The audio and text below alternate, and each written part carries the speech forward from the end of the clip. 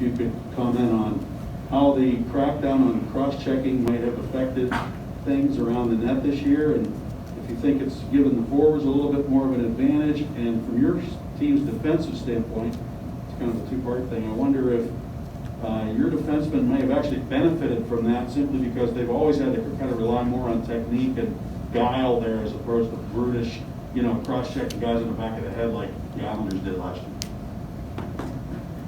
So I think the players and the referees went through an adjustment process early in the season with respect to cross-checking, and I think what you're seeing now is that the players have a little bit of a better understanding on what they're looking for with respect to the call, and when one of the discussions we have with our guys is just where you lay the stick on the body. If it's high, then you're running the risk of getting a penalty. If it's lower on the hips, where you can push and shove, and they still allow that belligerence at the net front.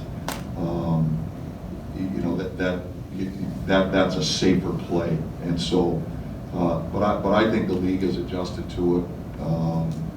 I think it's a good thing for the league, and I do think it's a good thing for our team in particular, just by the makeup of our group. But I don't think it's a significant change. We'll see what happens moving forward. But to this point, I don't think it's been anything significant. Just an adjustment process. Mike, Evgeni Malkin's been back in the lineup for a couple of weeks now. What's your assessment of how he's played, how he looks physically, how he's fit in with the way the team has played? And I'm also curious, how do you think other players have adapted to newer, sometimes lesser roles now that he is back in the lineup? Well, I think Gino's getting better with every game that he plays. He missed an awful lot of time. That's not an easy challenge for any player coming back into the lineup after missing as much time as he has. I give Gino so much credit for how hard he worked to get himself ready for that return to play process. But I think he's getting better with it with every game that he plays. His timing, his conditioning, just the intensity of an NHL game is difficult to simulate. And the only way you get that is by playing. And so I do think he's getting better with every game that he plays. You can see the impact that he has on our team, in particular offensively, with just his instincts. He has such a quick strike capability.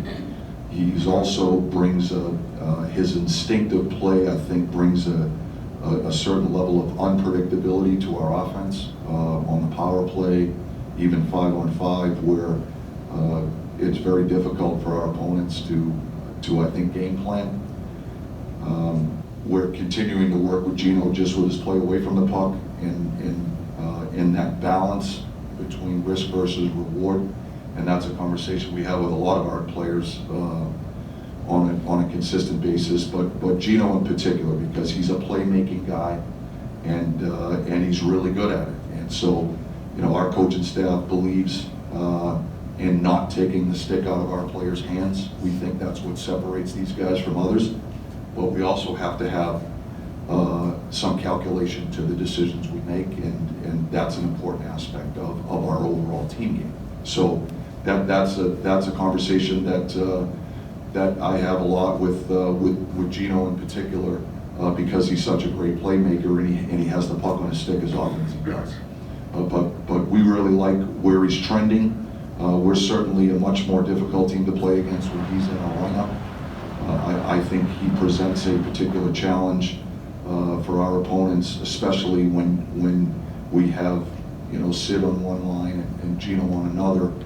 From a matchup standpoint, I think it really creates problems for our opponents. It makes us a whole lot harder to play against. As far